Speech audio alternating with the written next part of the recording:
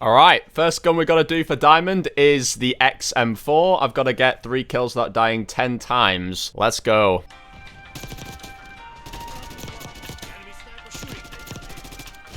Oh, come on.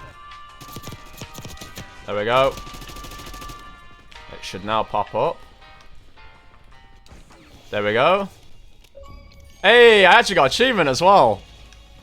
Yeah, let's go. First diamond camo in the game. Alright, next challenge is the same thing. I think it's going to be the same thing for all of them, and it's for the AK-74.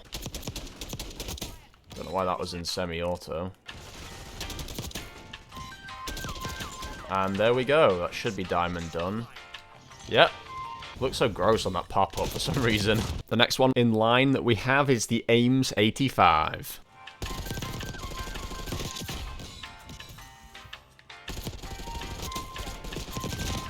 There we go. Lovely stuff. Yeah! Let's go! Okay, next one up, we have the GPR 91.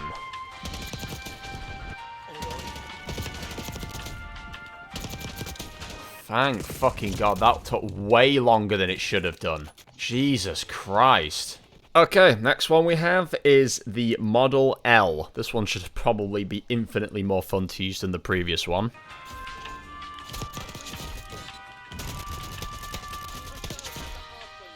Oh. There we go. Hopefully it should pop up. Yep, there we go, that was it. Okay, next up we have arguably one of the worst ARs in the game, and it's the Goblin Mark II.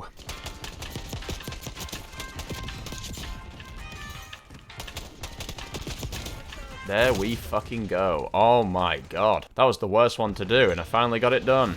Okay, and finally we have the AS Val. Okay.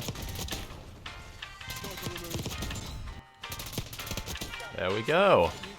And that is all of the ARs now to diamond, I think.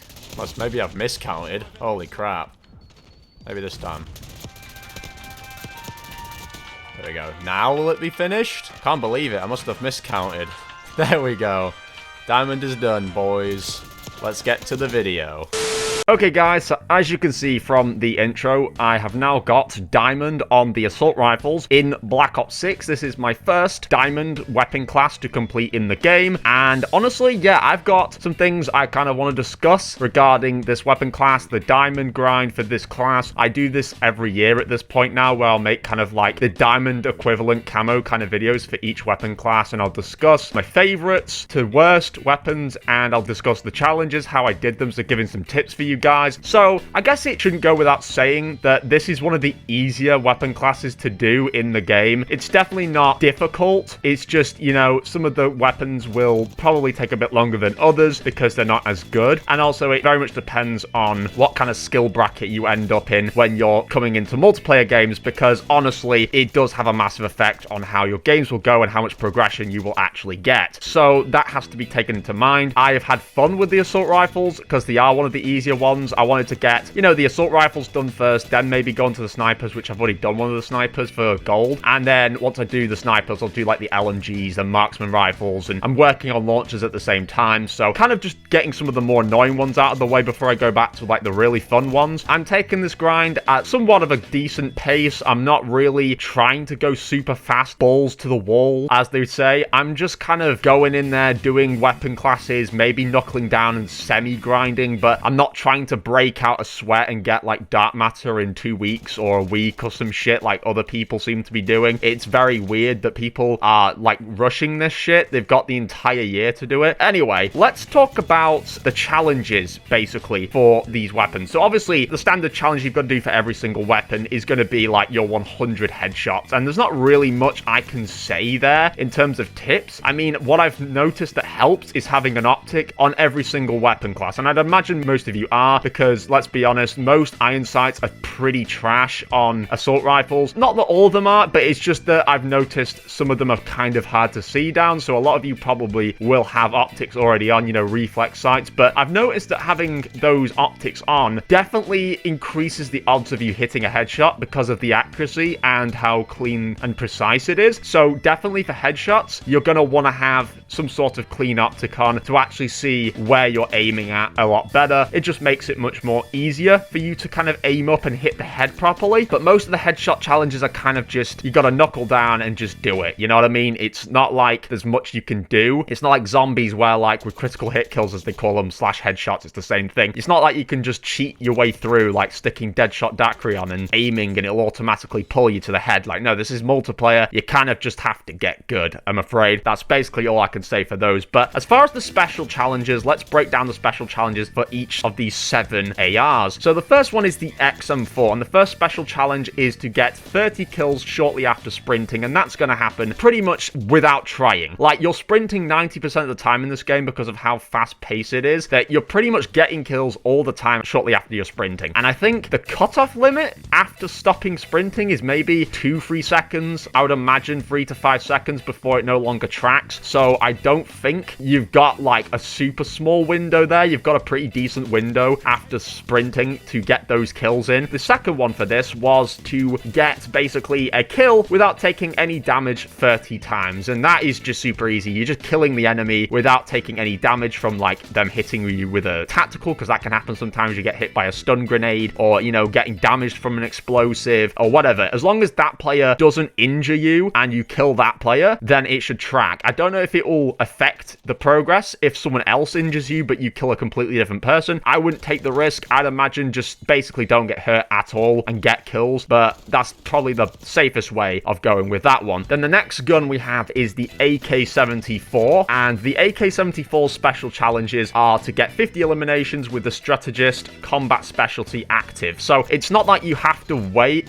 for some sort of bonus effect to kick in game from having the specialty selection before you can get these kills and it tracks. It literally just means having those 3 colored perks of that type on your class. So the strategist combat specialty is basically going to mean having 3 green perks on your weapon class. So obviously you could go with like flat jacket or tap mask, and then dispatcher or fast hands, and then quartermaster or guardian or gearhead. Any of the green ones, basically. I don't know if they'll add any new ones in when the game gets further down into the seasonal updates, but it just means having 3 green perks on your class, and that will allow you to have the strategist combat specialty enabled on your class, and then you've got to get the kills with that. So that's very, very simple. And then the other one is to have 20 kills with an underbarrel launcher attached. Now, I honestly thought at first you could just go in with that attachment on and just get normal kills because you have that attachment on your underbarrel, but no, you do actually have to get kills with the underbarrel. So it's not like other years where you could just throw the attachment on the gun and get normal kills. It wants you to actually use the launcher underbarrel, so you do have to obviously click whatever button it is on your controller to switch it out like that, so it's on a tilt, and then just start blowing people up. You want to be kind of near to the player, because at medium to long ranges it's only going to do splash damage. It's really not going to hit them. Unless you have a direct hit kill, then you're going to not really see much damage there. You do want to be close to the enemies when you're doing that one. And then the next one we have is the Ames 85. So the Ames 85 had the special camos that ask you to get a kill without taking damage 30 times. So we've already seen that one already. And then the next one is 2 kills without reloading 10 times. So pretty self-explanatory. Get 2 kills in a live, basically, without having to ever reload that magazine. It's pretty self-explanatory. And then the next gun we had was the GPR 91. And the GPR 91 basically asked you to get 30 kills short after sprinting. So again, another one we've seen already. Very easy. And then the other one was 50 kills while moving. So as long as you're actually moving whilst holding the gun, you don't have to be sprinting and hip firing people. You can literally just be walking, aiming down the sight, which is kind of technically like strafing, because strafing's moving side to side. As long as your character is actually physically moving around, not your gun, you know, where you're aiming it, as long as your actual character's moving around as you're firing and shooting people, then that one is going to track very easily. Then we had the Model L, and the Model L, what it wanted you to do for the special camos was first to get 50 kills kills with the Enforcer combat specialty active. So basically just having the red perk selected on all 3 perk slots, and that will enable that Enforcer combat specialty. And the other one it wants you to do is 50 eliminations with a suppressor equipped. So very simple, go to your muzzle and select a suppressor on the weapon. Then we had the Goblin Mark II, and that one's special challenges were actually to get a kill without taking any damage 30 times. So already kind of explained how to do that. And the other one was 20 kills with the underbarrel launcher. So again, I've already explained how to do that challenge as well. And then finally, we have the AS Val, and the AS Val's challenges are to get 50 kills with the Recon combat specialty active. So the Recon, as you can imagine, it's actually the blue perks. Any of the blue perks selected will grant you the Recon perk. And this one's actually kind of fun because the Recon specialty actually allows you to see where people are through walls shortly after spawning. So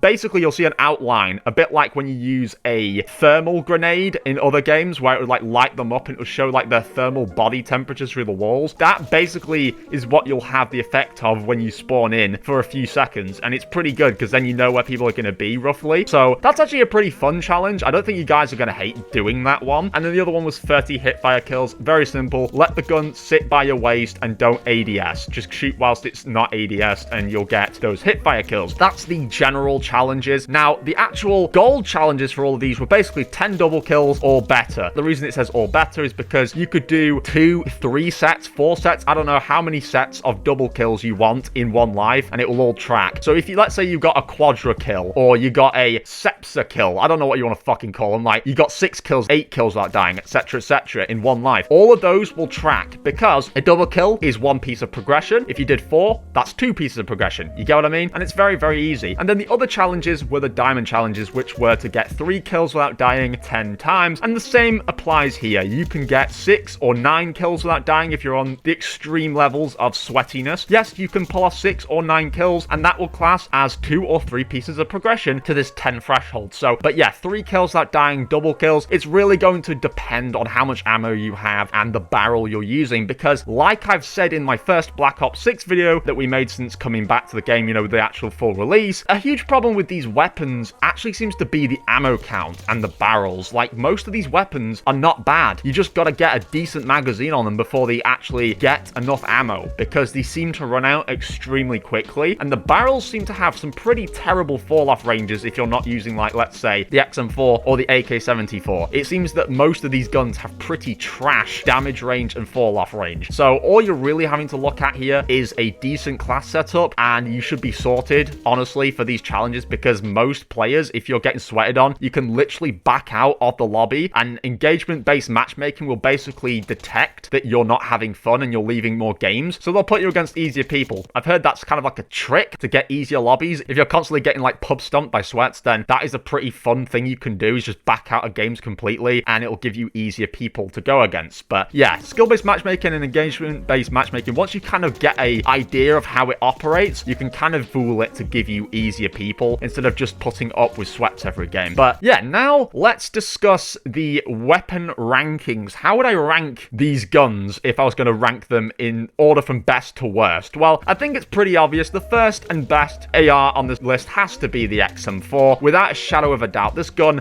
was fantastic in Cold War, and it's fantastic in this game. It is one of the most OP base weapons you could possibly add in one of these games. I swear to God, the XM4 never manages to fail. So XM4 is definitely at the top. Then I think falling in second place, which is actually in list order as well, is the AK-74. This one definitely is second best on the list. Then I'm not exactly sure where I want to put this next one. I feel like I might put the Ames 85 and the AS Val for tie, because both of these guns are extremely good. The only catch here is that the AS Val requires a bigger magazine count, which takes quite a while to actually work up to. So technically, I should put the AS Val below the Ames 85. So maybe we'll just do that, Ames 85, then AS Val. But technically, because of the attachments, if you've got the same amount of attachments on both of these guns, they're both going to feel pretty damn good. Then I'd say it would be the Model L, then the GPR 91, and then the Goblin Mark II. The Goblin Mark II is absolutely atrocious. This is a single fire AR, and it does not do very well. Now, obviously, it's powerful. It's very powerful, but the fact that it's single fire immediately is going to throw a lot of people off if they're so used to just holding the trigger down and firing away. It is definitely a kind of a weird shift to jump from. I think typically the Goblin Mark II would have been considered a battle rifle if it was in Modern Warfare 3, but we don't have battle rifles in this game, so it's just an assault rifle that's semi-auto. And yeah, it is a bit shit, but the Model L as well is pretty decent, and the GPR 91 only falls below the Model L and below the other ones because it just felt a bit more tedious, in my opinion, to get kills with. I know the GPR 91 is technically just the Odin, and the Odin's known for being super good. And again, it's not that it's bad. It is definitely good because it's fully automatic and it's powerful, but it's just not as good as the other fully automatic weapons. Honestly, I would say most of these guns in the fully automatics are good, like apart from the Goblin Mark II. It's just they require different amounts of attachments at different unlock paces, which can definitely affect how you play in game for quite a while. Needless to say, that was Diamond for assault rifles. I had a lot of fun, and I am definitely, again, not sweating my ass off, so I don't care if anyone comes in and says, oh, finally, you got your first Diamond class after like 2 weeks. Mate, do you think I care? Jesus. So anyway, that's AR's done. So yeah, next one I'm going to do is snipers, and yeah, we'll just take it off from there, I guess. So anyway, thank you everybody for watching. If you guys did enjoy, be sure to drop a like on this video. Leave a comment if you want. It helps with the algorithm, and just let me know what you thought of the Diamond for whatever weapon classes you've done. If you enjoyed the assault rifles, I'd be interested just to hear what you guys are up to with the grind, and which guns you're doing. I kind of like hearing from the community. It's very fun, and I'm glad that the Black Ops 6 hype is definitely there. People are enjoying it, and we've even got Season 1 coming very soon, like very soon compared to other Call of Duties. It's dropping on the 14th, so we're going to get a batch of new guns, some new maps. It's absolutely insane. But anyway, again, thank you for watching, and other than that, I will catch you all in the next one. Bye, guys.